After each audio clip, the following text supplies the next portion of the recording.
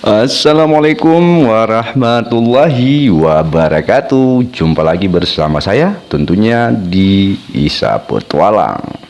Baik teman-teman, di kesempatan kali ini saya bersama rekan saya Bang Fadli akan coba berpetualang di kawasan Senudun, Kabupaten Aceh Utara. Dan untuk spot hari ini saya berada di spot sungai ya teman-teman. Nah, untuk kondisi spotnya seperti ini. Sungai sangat lebar ya, dan airnya agak sedikit keruh. Nah, di sini sekitar 3 hari yang lalu tambak-tambak warga kebanjiran teman-teman. Jadi ikan bandengnya pada lepas.